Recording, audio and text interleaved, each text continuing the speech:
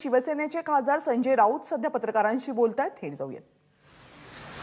केंद्रीय जांच एजेंसी का मिसयूज करना महाराष्ट्र में ये कभी इससे पहले नहीं हुआ था। ये 2 साल में चल रहा है। ये महाराष्ट्र की राजनीति की परंपरा नहीं। अब पवार साहब को भी उसमें घिसट लिया, पवार साहब के ऊपर भी आरोप करने लगे लोग। शर्म आनी चाहिए ये बीजेपी के लोगों को कि अपने राजनीतिक हिसाब किताब करने के लिए वो शरद पवार जैसे महाराष्ट्र के और देश के बड़े नेता के ऊपर भी इस प्रकार से झूठे इल्जाम और खिचड़ उठा रहे हैं। क्या दाऊद का नाम लेते हैं, उसका नाम लेते हैं। देखो, राजनीति की बात करें तो हमाम में सब नंगे होते हैं।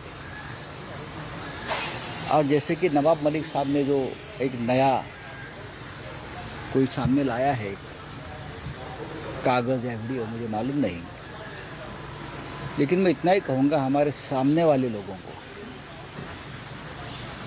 कि जिसके घर शीशे के होते हैं वो दूसरे पर पत्थर नहीं फेंका करते। अगर आप हमारे तरफ पत्थर फेंकोगे तो हमारे हाथ में भी पत्थर है, लेकिन हम हमारी राजनीति और हमारा संस्कार इतना नीचे गिरने नहीं देंगे जितना आप कर रहे हो। आज भी आपको मौका है, संभल जाइए, इतना ही मैं कहूँगा। सर, मराठीमध्ये देवेंद्र फडणवीस यांचं नवाब मलिक यांनी मोठं विधान केलेलं आहे की देवेंद्र फडणवीसच्या इशाऱ्यावरून महाराष्ट्रामध्ये ड्रग्सचा खेळ सुरू आहे। महाराष्ट्रामध्ये मी मागे म्हटलं की जणू काय अफू गांजाची शेती पिकते असं आता वाटायला लागलं देशाला। नवाब मलिक यांच्या कुटुंबावरती खोटा खटला दाखल केला होता त्यांच्या जावयावर,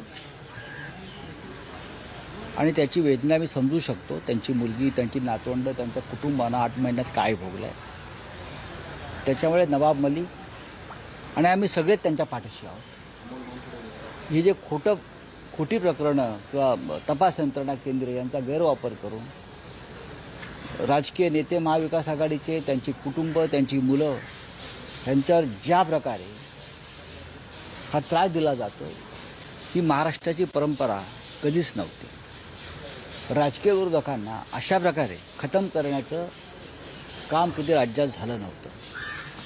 या महाराष्ट्राला एक मोठी परंपरा आहे या संदर्भात, पण ते होतं आहे। काल मी पाहिलं की माननीय शरद पवार यांच्यावर सुद्धा भाजपकडून घाणेरड्या पद्धतीनं चिकलफेक झाली।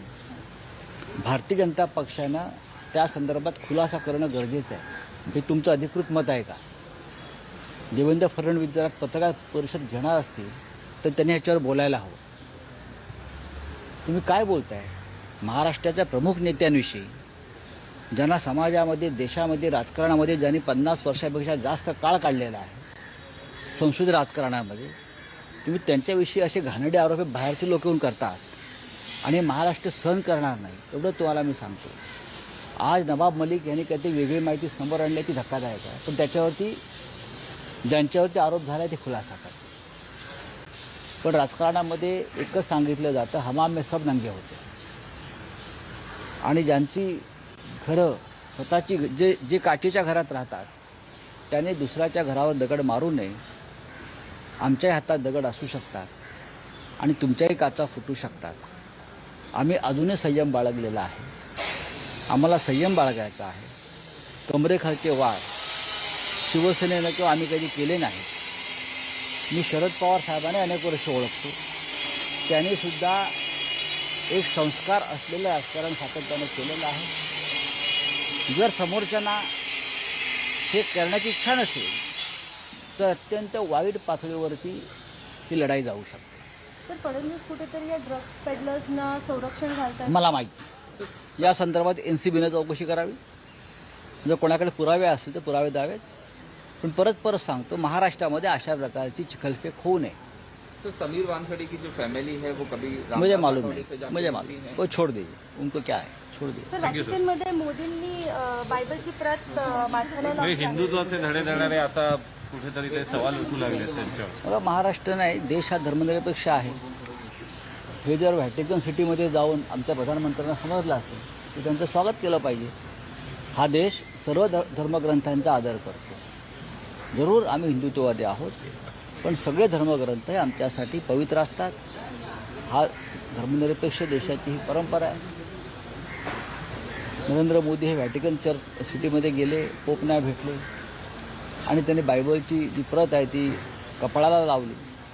मला वाटतं या देशाची परंपरा आहे, हे त्यांच्या सगळ्या अनुयायांनी लक्षात घेतलं पाहिजे. सर हिंदी में जानना चाहेंगे प्रधानमंत्री वेटिकन सिटी. देखिए, प्रधानमंत्री वेटिकन सिटी गए, प्रधानमंत्री पोप फ्रांसिस को मिले, उसमें गलत क्या है?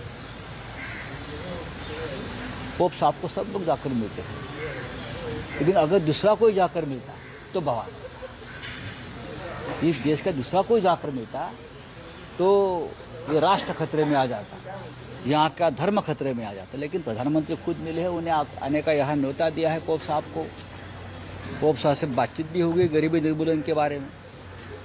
पोप साहब ने उनको बाइबल की एक कॉपी भेज दी, वो अपने सर पर लगाकर उसका आदर किया. ये अच्छी बात है. यह हमारे देश की परंपरा और संस्कार है. ये देश अगर धर्मनिरपेक्ष ऐसे आप मानते हो तो हम सभी धर्मों का और सभी धर्मग्रंथों का आदर करेंगे. ये प्रधानमंत्री जी ने उनके जो समर्थक हैं, अंधभक्त हैं, उनको बताया है. उससे बहुत कुछ सीखना पड़ेगा. तर दादरनगर हवेलीमध्ये बोला काय तिथे हे झालेलं आहे, मतदान झालेलं आहे, तर ते पाहता शिवसेना विजयी होईल का? तुम्हाला उद्या मुंबईमध्ये दादरा नगर हवेलीतून शिवसेनेचे खासदार मुंबईत आलेले दिसतील विजयोत्सवासाठी. मला पूर्ण खात्री आहे. आम्हाला ज्या पद्धतीनं आम्ही तिकडे काम केलेलं आहे, महाराष्ट्राबाहेरचा पहिला खासदार हा तुम्हाला उद्या दादरा नगर हवेलीच्या रूपानं दिसेल. धन्यवाद सर. एबीपी माझा, उघडा डोळे बघा नीट.